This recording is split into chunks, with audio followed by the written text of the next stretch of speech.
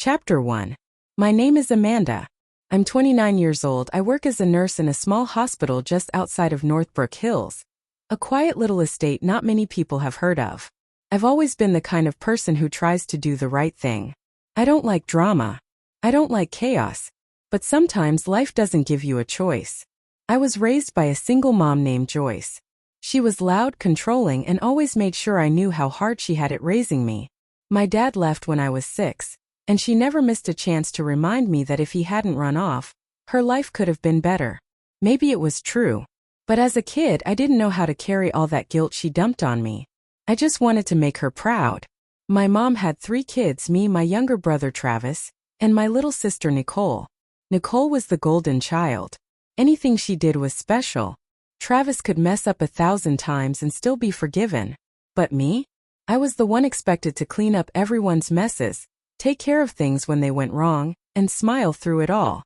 After high school, I worked 2 jobs and saved up for nursing school. Mom didn't help with a single penny. In fact, she took money from me whenever she could. "It's for the family," she would say, even when she used it to go shopping or bail Travis out of trouble. I told myself it was temporary, that once I finished school and started working, things would change. They didn't. When my grandpa died, I was 24. He was my dad's father, and the only person from that side of the family who ever stayed in touch with me. He used to send birthday cards and call just to check in. After he passed, I didn't expect anything. But then the lawyer called me. Grandpa had left me $85,000 in his will. Only me. Not my mom. Not my siblings. Just me. I was shocked. I cried when I read the letter he left. He wrote, "Amanda, you've always been the light in this dark family. Use this money to build the life you deserve.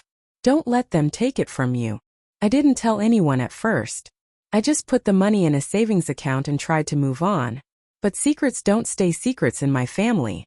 Somehow, my mom found out about the inheritance. I think she must have gone through my mail or hacked into my email. Either way, she knew. And the storm began. One evening, I came home from work and found her sitting at the kitchen table, arms crossed, face hard. "So you got some money and didn't think to tell your own mother?" she asked, voice sharp like a knife. I froze. "It wasn't like that, Mom." "Oh, really? Then what was it like?" "You think you're better than us now." I tried to explain. I really did. I told her it was from Grandpa, that it was meant for me, that he wanted me to have it to build a better life. "Well, I gave you life. Doesn't that count for something?" she snapped. That night things got ugly. She screamed. She called me selfish. Travis joined in, saying I owed the family. Nicole didn't say much, but she stood behind Mom, arms folded, silently judging me like always. I left the house in tears. I moved into a small apartment the next day. It wasn't fancy, but it was mine. For the first time in years, I felt like I could breathe. I started planning how I'd use the money.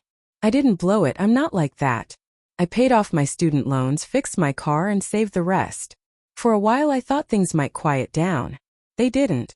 Mom started sending texts every week demanding money. She said I was being unfair, that she had sacrificed everything for us and now I was turning my back on her. Travis called me a snake. Nicole blocked me on every platform. I tried to ignore them. But the guilt? That stayed with me. Even though I knew I hadn't done anything wrong, I still felt bad. That's what they were good at, making me feel bad for protecting myself. One Sunday afternoon, about 8 months after the fight, I got a message from Mom. It read, "We're having a family meeting this Friday at 6. It's important. I want you there." I stared at the message for a long time. I almost ignored it. But something told me to go. Maybe I wanted closure. Maybe I hoped they were ready to apologize. Maybe deep down I still wanted my mom to care about me more than she cared about money. Friday came. I dressed simply, jeans, a sweater, nothing flashy. I didn't want them thinking I was rubbing anything in. I drove to the house with a nervous stomach, my hands sweating on the steering wheel. The sun was setting when I pulled into the driveway. The house looked the same, but it felt different. Like it wasn't home anymore. I rang the bell. No one answered. The door was unlocked, so I let myself in. "Hello," called out. No answer. I stepped inside and saw the living room was dark. But from the dining room I heard voices. Laughing. Clinking glasses. Music. Something didn't feel right. I walked in and froze. The dining room was decorated like it was someone's birthday. Balloons, cake, food on the table. Everyone was there: Mom, Travis, Nicole, her boyfriend, some cousins, even Uncle Rick, who I hadn't seen in years. They all looked up when I entered. And then, as if I had just walked into the wrong party, they went quiet. I blinked. What's going on? Mom stood up, glass in hand. Oh, you made it, she said, smiling wide. We weren't sure you'd come. I looked around. Something was definitely off. This doesn't look like a family meeting. It is, she said smoothly. In fact, it's a celebration. For what? She walked over to me, hugged me too tight, and whispered in my ear. For the future. Yours, ours, and what you're finally going to do for this family. I stepped back, confused. What are you talking about? Travis grinned, and Nicole looked away. Mom raised her voice. Everyone, now that Amanda is here, let's begin the real meeting. Then she walked over to the sideboard, picked up a thick white envelope, and slapped it on the table in front of me. Sign this, she said. It's a family contract. I picked it up and opened it. It was a legal-looking document stating I would divide my inheritance equally between her, Travis, and Nicole, $20,000 each. The rest I would keep. I looked at her, heart pounding. You can't be serious. Oh, I'm very serious, she said sweetly. You owe us. I don't owe you anything, I said, my voice shaking. Suddenly Travis stood up. You really want to do this the hard way? The room went silent. And then out of nowhere Uncle Rick got up and locked the front door. The click echoed like a gunshot through the house. I turned toward the door. Why did you lock that? I asked. But no one answered. Nicole slowly walked over and stood in front of it, arms crossed. I backed away, my heart thudding in my chest. Then Mom said the words I'll never forget. You're not leaving until you sign. That was the moment I knew this wasn't a meeting. It was an ambush. My hand started shaking. I looked around the room, and suddenly everyone's faces seemed different, colder, harder. People I had grown up with, people I had once laughed with during Christmas dinners and birthdays, now stared at me like I was an enemy. I clutched the envelope and took a deep breath. You can't force me to sign anything. Oh, we're not forcing, Mom said smoothly, stepping toward me with a smile that didn't reach her eyes. We're just having a conversation. A family conversation. This isn't a conversation, I said. This is a setup. Travis laughed. We're trying to help you do the right thing, Amanda. Grandpa wouldn't have wanted you to keep all that money for yourself. I turned toward him. You didn't even visit him in the hospital. So what? He said, shrugging. We're still family. We deserve our share. I looked at Nicole. She had her arms folded, eyes narrowed. Do you agree with this? I asked her. She looked away and mumbled. You've always thought you were better than us. Maybe it's time you learn what being part of a family really means. My heart broke a little at that. I had always wanted Nicole's approval, even when she treated me like a nobody. I thought maybe one day she'd see that I wasn't her enemy. I was just her sister. Uncle Rick cleared his throat. Look, Amanda. You can either sign the paper and make things easier, or we can sit here all night. But no one's leaving until this is resolved. I walked over to the dining table and slammed the envelope down. This is insane. You're trying to trap me in my own family's house over money that Grandpa gave to me. Mom raised her voice. You wouldn't have even known Grandpa if it weren't for me. I let you keep in touch with that side of the family. I raised you. I fed you. I put a roof over your head. No, I snapped. You took from me. Every step of the way you used me. And now that I finally have something of my own, you want to rip it from me again. She didn't answer. And then something less intense but just as sharp happened. Cousin Linda, who had stayed quiet until now, stood up from her seat.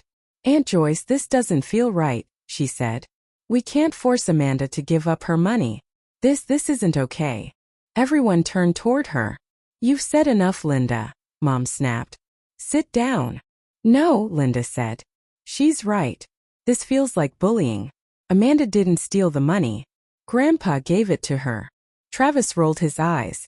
You just want to get on Amanda's good side so she'll give you a piece too. That's not true, Linda said. This whole thing just feels gross. For a moment, I felt like maybe I wasn't totally alone. But the moment passed quickly. Mom turned to Uncle Rick.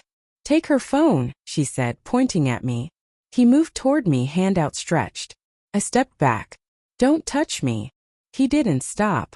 I clutched my bag tight and ran toward the hallway. He was fast, but I was faster. I reached into my pocket and hit the emergency dial for 911. I didn't even wait for the ring. I just yelled. "I'm being held against my will by my family. They've locked the door. Please send help." Then Uncle Rick grabbed the phone and yanked it from my hand. The call was still active. "Hang it up," Mom hissed. Rick froze. They probably heard her. Travis cursed under his breath. Great. Just great. Panic filled the room. Suddenly the calm, smug confidence everyone had was cracking. Nicole's eyes darted toward the windows. Cousin Linda sat back down, arms folded tightly over her chest. "We didn't do anything wrong," Mom said quickly. "She's being dramatic. We'll just tell them it was a misunderstanding." "That's not going to work, Mom," I said. "You locked me in. You tried to force me to sign something. That's illegal." Nicole snapped. "You're overreacting. We just wanted to talk." "Talking doesn't include taking my phone," I said. Travis was pacing now. "What if the cops really come?" "They are coming," I said. "And when they do, I'm telling them everything." Mom walked up to me, her voice suddenly soft. "Amanda, baby, think about what you're doing. Do you really want to send your own mother to jail?" I looked at her, and for the first time in my life, I felt absolutely nothing. "No," I said. "I just want to leave." Sirens wailed in the distance. Everyone froze. Mom's face went pale. Rick let go of my arm. Nicole whispered something to her boyfriend, who immediately slipped into the kitchen and out the back door. Travis cursed again. "I'm not getting arrested for this." Then he did something I never expected. He walked up to me, grabbed the envelope from the table, tore it in half and threw the pieces on the floor. "There. Happy now?" he snapped. I didn't answer. 3 minutes later, red and blue lights flashed through the windows. There was a knock at the door, then a loud voice. "This is the police. Open up." Nicole moved quickly and unlocked the door. 2 officers stepped inside, hands resting on their belts. One of them looked at me. "Are you Amanda Richards?" he asked. "Yes," I said, my voice shaking again. "I'm the one who called." He looked at everyone else, then back at me. "Are you okay?" "I am now." The second officer stepped forward. "We received a distress call from this number. You said you were being held against your will." Before I could answer, Mom stepped in. "It was just a misunderstanding," she said, smiling sweetly. "She overreacted. We were having a family meeting. Things got a little emotional. That's all." The officer didn't look convinced. "I want to press charges," I said, cutting through the lie.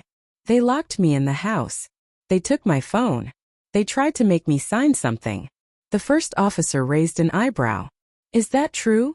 he asked, looking at the group. No one spoke. Linda finally stood up again. "It's true. I didn't agree with it, but yeah, they did all that." The officers nodded. The second one turned to Uncle Rick. "Sir, we're going to need you to come with us." "What?" "Me," Rick said, backing up. "I didn't do anything." "You took her phone," I said. "You physically grabbed me." Rick's face turned red, but he didn't fight. One officer guided him outside. The other turned to the rest of the group. "We'll be investigating further. No one else is to contact Amanda until we sort this out. Is that understood?" No one argued. The door closed behind them. I stood in the middle of the room, suddenly exhausted. Everyone else sat down like nothing had happened. Mom didn't say a word. Nicole looked at the floor. Travis lit a cigarette near the back window, his hands shaking. I picked up my bag and walked out without another word. But as I stepped into the cool night air, I realized something. They weren't going to stop. This wasn't over. Not by a long shot. And that's when I made a decision. If they wanted to play dirty, I would show them what it really meant to be underestimated. They thought I was the quiet one, the one who would always back down. They were wrong. They had just made the biggest mistake of their lives. I didn't sleep that night.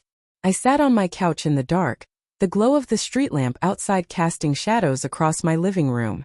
My heart was still racing, and every time I closed my eyes I saw Mom's smug face. I heard Travis ripping the contract, Rick grabbing my phone, and Nicole whispering behind the locked door. They had planned it. All of them. I wasn't just imagining it, they had lured me in like prey, hoping to corner me, pressure me, and take what was mine. But what they didn't know, what they never saw coming, was that I'd finally had enough. I opened my laptop and started typing. I wrote everything down. Every detail of that night, every word they said, every action. I even remembered which cousin stood where, who looked nervous, and who said nothing. My brain had captured it all like a camera. Then I created a new file, Operation Payback. It was time for revenge. Not the kind with violence or screaming matches. No, that's what they expected. I was going to do this my way, smart, quiet, and sharp. Like a needle in the dark. The next day I went to work like everything was normal. My coworkers didn't notice anything different. I smiled. I helped patients. But inside I was already 5 steps ahead of my family. Step 1. Legal protection. That afternoon, I met with a lawyer named Brian. He was kind, sharp-eyed, and didn't talk down to me. When I told him what had happened at the house, he leaned back in his chair, crossed his arms, and said, "You're lucky you called the police. That was false imprisonment. We can definitely make a case." "I don't want to sue them," I said. "Not yet. I just want to make sure they can't touch my inheritance." He nodded. "We can move the money into a trust. Only you can access it. We can also file for a restraining order if they keep harassing you." By the end of the week, the money was in a protected trust account, under my name only, locked tighter than a bank vault. Just knowing they couldn't sniff a single dollar gave me peace. Step 2. Exposure. I knew my mom had a clean image in the neighborhood. She volunteered at bake sales, chatted sweetly with neighbors, and posted pictures of church events online like she was the queen of kindness. So I made a plan to shatter that mask, without touching a single strand of her hair. I started with the community Facebook group for Northbrook Hills. It was mostly used for lost pets, bake sales, and local news. I created a throwaway profile and posted, "Has anyone else had a weird experience with Joyce Richards?" I went to a family event and was locked in the house when I refused to sign a financial document I didn't agree with. I called the police and pressed charges. Just curious if this is a pattern. Within hours the post blew up. People replied with things like, "She once borrowed $200 from me and never paid it back. She told me she ran a daycare, but when I dropped my son off, there were no other kids there.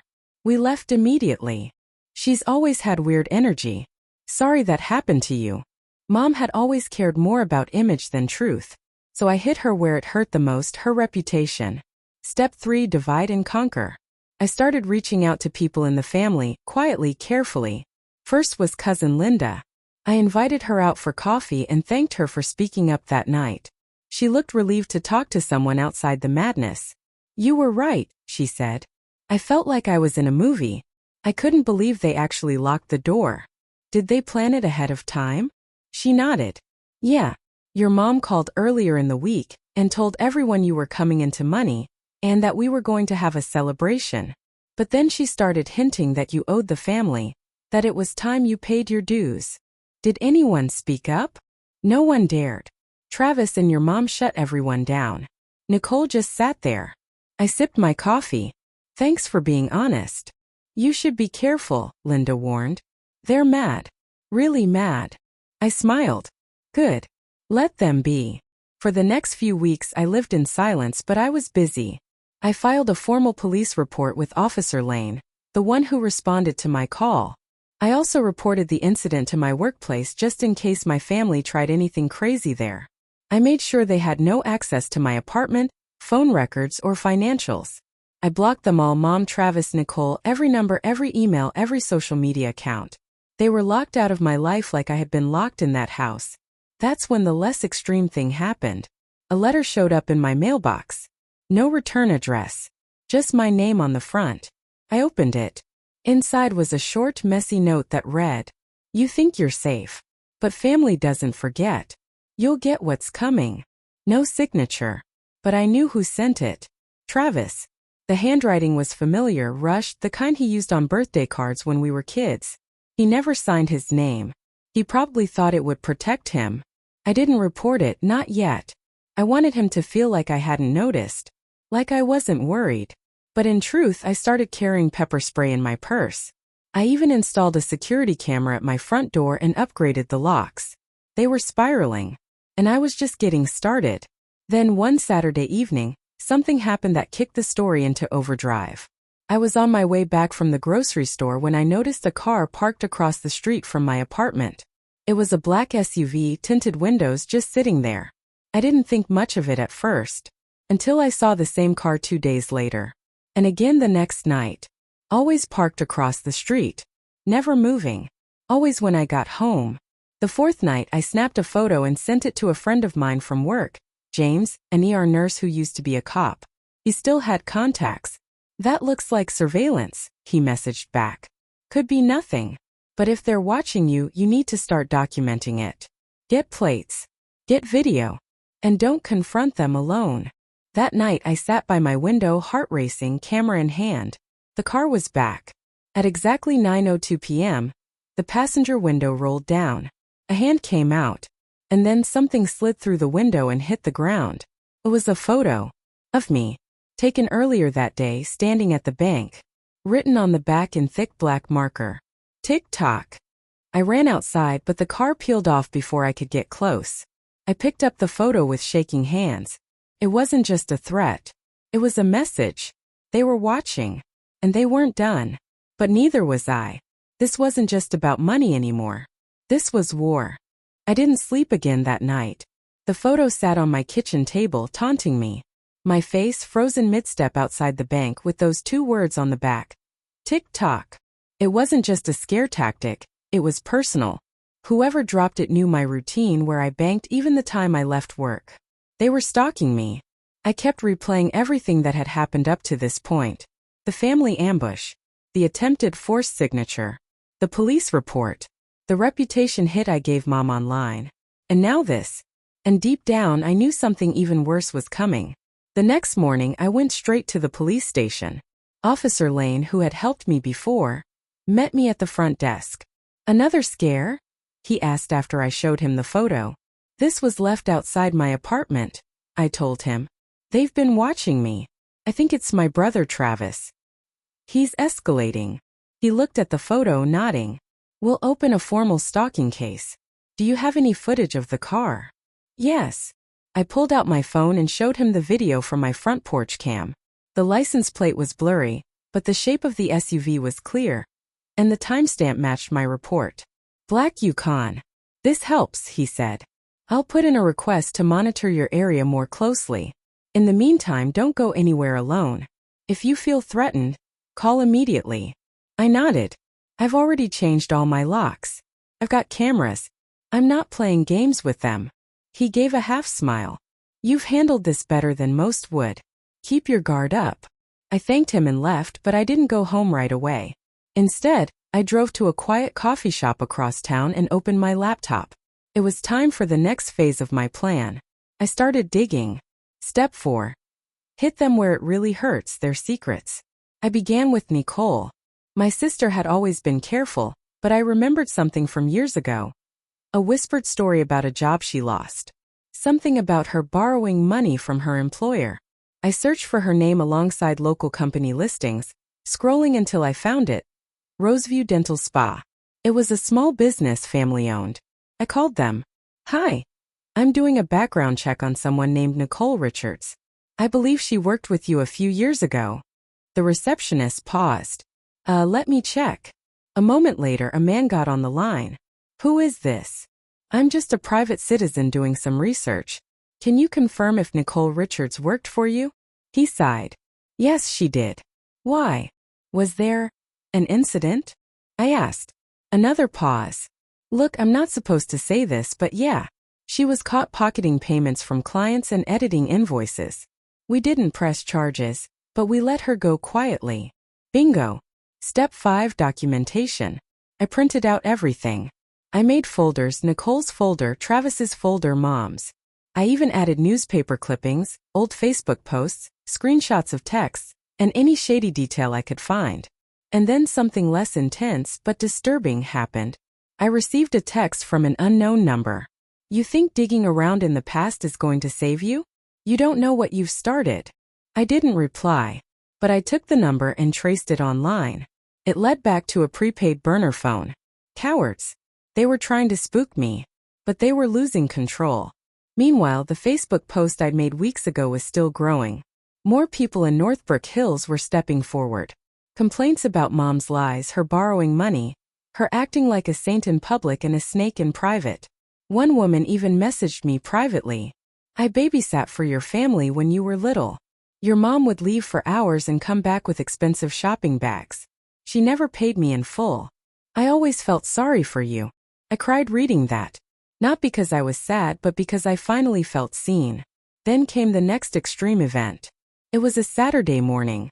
I was sitting on the porch with my laptop sipping coffee when my neighbor shouted across the street, "Hey Amanda, did you see what happened at your mom's place last night?" I stood up. "What do you mean?" He jogged over. "Big scene. Cops showed up. Looked like some kind of fight inside. I think someone broke a window." My stomach dropped. Without thinking, I grabbed my keys and drove to the old house where I'd grown up, where the family ambush had happened. When I pulled up, I saw it immediately. The front window was shattered, glass glittering on the porch like ice. The curtains inside had been ripped down, and part of the porch railing was bent. I parked across the street and got out, just as 2 police cars pulled away. One officer was still there, talking to Mom in the driveway. She looked wrecked. Her hair was messy, her eyes red, and her voice was shrill even from where I stood. As I walked closer, the officer turned toward me. "You can't be here. This is an active investigation." "I'm her daughter," I said. "What happened?" Before the officer could reply, Mom turned and saw me, and the look she gave me wasn't one of anger anymore. It was something much darker. She marched toward me, pointing. "This is your fault. All of this. You've been poisoning people against me." "What are you talking about?" "Someone broke in last night," she shouted. "They trashed the house. They stole jewelry, cash, my laptop. I know it's connected to you." I blinked. "Why would I rob you? I have money. You tried to take mine, remember?" She grabbed my arm, but the officer stepped between us. "Ma'am, don't touch her. We're still collecting evidence. You don't know what she's doing behind the scenes." Mom screamed. I looked around. Nicole's car was in the driveway. Travis was there too, pacing on the lawn, talking to someone on the phone. They were unraveling. For a split second I wondered, did someone else in the family do it? Maybe a cousin, maybe a friend of Travis? Someone looking for a piece of the pie? Or maybe, just maybe, they turned on each other, fighting over what was left, breaking windows, blaming me. I didn't care who did it. Let them eat each other alive. Mom stormed back into the house, and the officer gave me a warning glance before walking off. I stood there a moment longer, watching them through the broken glass. This was only the beginning. They wanted a war? They just got one. The next day my phone buzzed nonstop. Even though I had blocked Mom, Nicole, and Travis, they found new ways to get through. Unknown numbers, fake social media accounts, burner emails. Every single message blamed me for the break-in. They said I'd ruined the family, that I was a traitor, that I owed them for everything I had.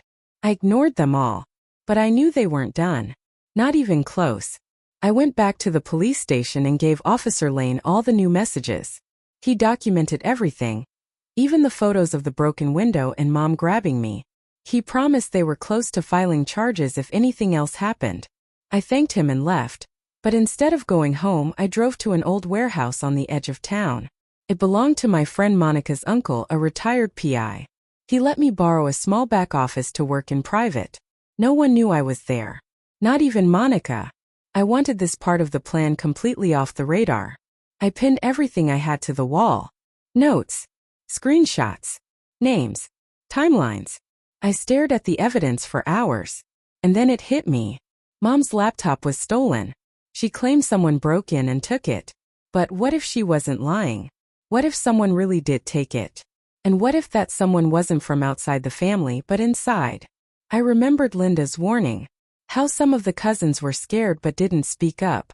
How Mom had pressured them. Maybe someone had finally snapped. Or maybe they were just getting even. Either way, I needed to know what was on that laptop, because if it held anything like what I suspected, bank statements, email threads, maybe even her plans to ambush me, then it was the smoking gun I'd been waiting for. That night, I got a text from a blocked number. "I have something you'll want. Meet me behind the old church off Elm Street. 9 p.m. Come alone." No name. No follow-up. I stared at the message for a long time. Could be a trap. Probably was a trap. But something told me to go. I didn't tell anyone. I didn't call the cops. I tucked a pocket knife into my boot and hid pepper spray in my jacket. At 8:45 p.m., I parked my car 3 blocks away and walked the rest of the way on foot. The air was thick with summer heat, and the church parking lot was dark except for one flickering light above the back door. No one was there. I waited. At exactly 9 p.m., a car pulled in. Old beat up, blue paint peeling from the sides. The engine coughed and sputtered as it turned off. And then Linda stepped out. I blinked. "You." She looked around nervously. "I don't have much time.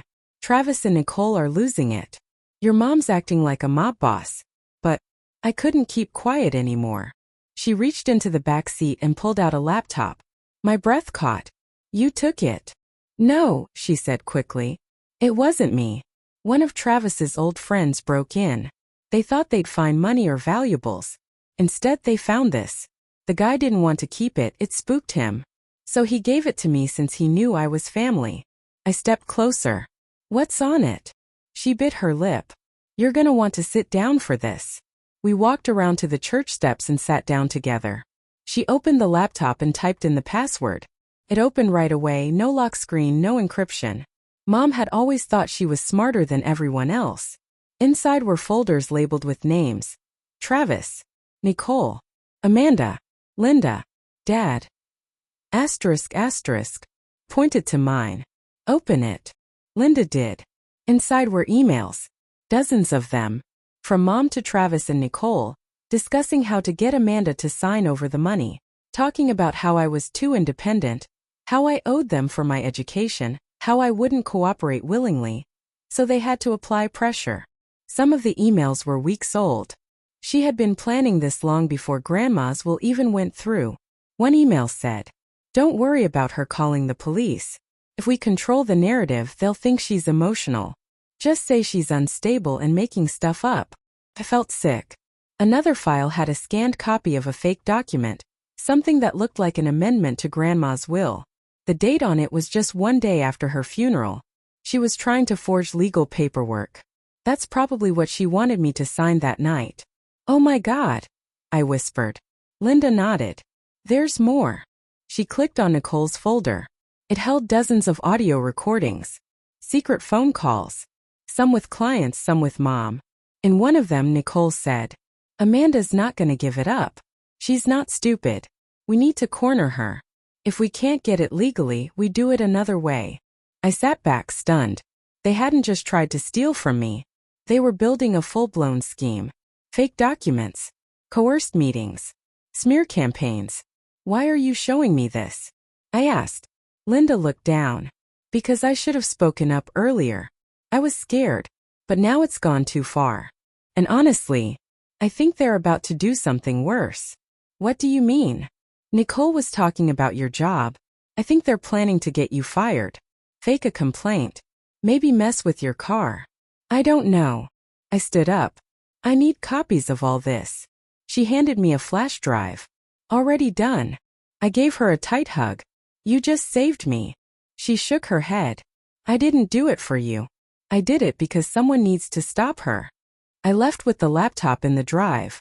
I drove straight back to the police station and handed everything over. Officer Lane's eyes widened as he flipped through the files. "This is a lot," he said. "This changes everything. Can you press charges?" He nodded. "We'll need to bring in the DA. But yes, we're talking conspiracy, attempted fraud, possibly attempted coercion. It won't be quick, but they won't get away with this." I thanked him and left, feeling a strange mix of fear and relief. And that's when the next extreme event hit. I got back to my apartment just after midnight. As I unlocked the door, I noticed something strange. My front doormat was gone. That never happened. It was always there.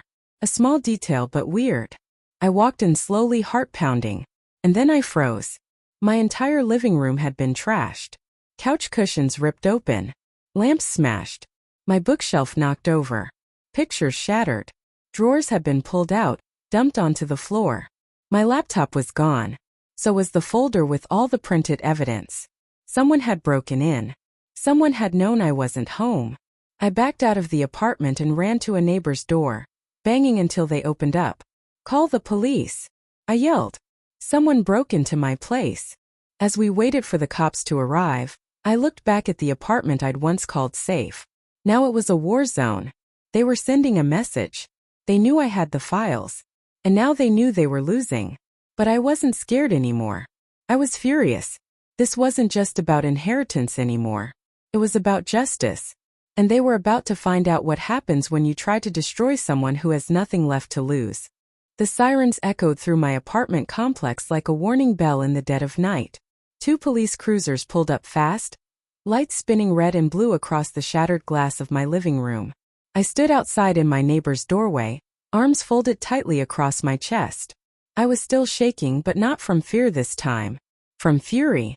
Officer Lane was one of the first out of the car. He spotted me immediately. "Amanda, are you okay?" I nodded stiffly. "They took my computer. All the paper evidence. The flash drive's still with you at the station, right?" He nodded. Safe and backed up. I exhaled in relief. At least they couldn't erase everything. The other officers entered my apartment, sweeping each room with flashlights and gloves. They snapped photos of the damage, cataloged what was missing, and checked the entry points. "No forced entry," one of them said. "Looks like someone had a key." My stomach dropped. "A key? How?" I whispered. "Could be a copy. Maybe someone had access when you weren't home. Maintenance, maybe?" Lane asked. "No," I said quickly. "Only I have a key. I changed the locks last month. I've never given a copy to anyone. Not even friends." Lane's eyes narrowed. "Then someone's been watching you closely, timing your movements. Knew when you'd be gone." "This wasn't random," I said. "They were looking for the evidence. I showed it to Linda. I gave it to you. But they don't know that." "They will," he said quietly. "When they realize they didn't destroy everything, they'll escalate." He wasn't wrong. The moment the police finished their sweep, I packed a single bag and left. No notice. No online posts. No texts. I stayed at a motel on the other side of town under a fake name. Cash only. Just until I figured out what to do next. While I was lying on the stiff motel bed, staring at the ceiling, something kept echoing in my head. My family had become criminals. They weren't just greedy, they were dangerous. Willing to break the law, break into my home, break me if they had to. And the world didn't know that. But soon it would. The next morning I met with a lawyer. Mr. Dennis Fry. Tall, gray-haired, calm as stone. He had a reputation for tearing corrupt families apart in court. He read through the evidence Officer Lane had sent over, frowning deeper with every page. "This is bad," he said. "For them. Not for you. I want to make it public," I told him. "Everything. The fraud. The fake will. The threats. The emails. I want the whole world to see what they've done." He looked up from the folder. "Going public will make things messy." "They already made it messy," I said. "I want them exposed."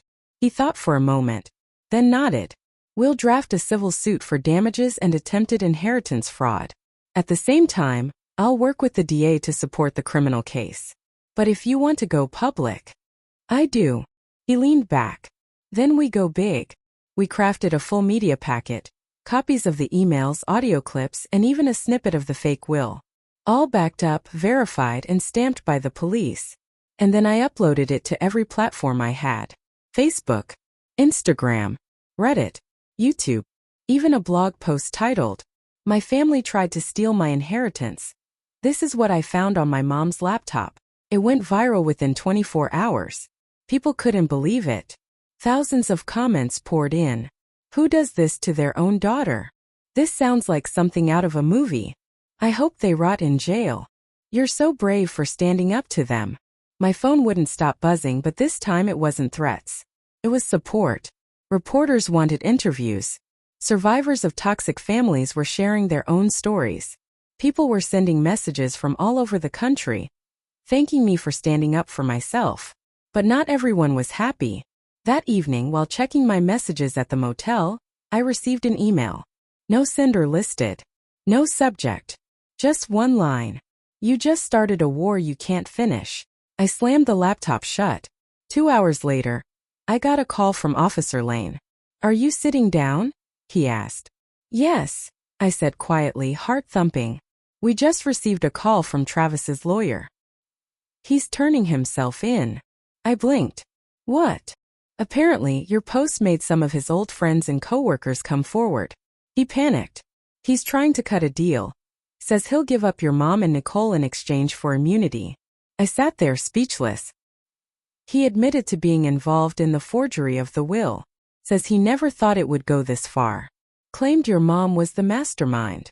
I was stunned. One domino had fallen, and the others were right behind. The next day, Nicole's employer released a public statement. They had fired her for violating workplace conduct after reviewing evidence of her past behavior and recent media exposure. Apparently, she had been caught trying to log in to someone else's account at work, likely mine. And then came the biggest news yet. A warrant had been issued for my mom's arrest. Forgery, fraud, attempted coercion, conspiracy, harassment. The police raided her home, and I watched it all unfold on the news. Helicopters over the Northbrook Hills neighborhood, cameras flashing as officers walked her out in handcuffs. The woman who once told me I owed her everything was now losing everything. But here's what surprised me the most. I didn't feel joy. I didn't feel proud or satisfied or smug. I felt free. For the first time in years, no one could control me. No one could guilt me, silence me, or manipulate me. I was finally living for me. A week later, I moved into a new apartment under a new lease. Different part of town. Secure building. Cameras at every door. And then came the last extreme twist. One I never saw coming. As I was unpacking a box of old books, I found a sealed envelope with my name written on it. In my grandma's handwriting. I hadn't noticed it before. It must have been tucked inside one of the novels she gave me after college. I sat on the floor and opened it slowly. Inside was a handwritten letter. And a key. The letter read, Amanda, if you're reading this, it means your mom tried to take something that doesn't belong to her. I'm so sorry. I always knew she might. That's why I left a second will, with everything in a safe deposit box. The key is yours. It's in your name only. Go to State Central Bank. Ask for box 241. Love, Grandma. My heart stopped. A second will? I stared at the key in my hand. Everything I thought was over wasn't. There was still one final piece of the puzzle. And I had just found it.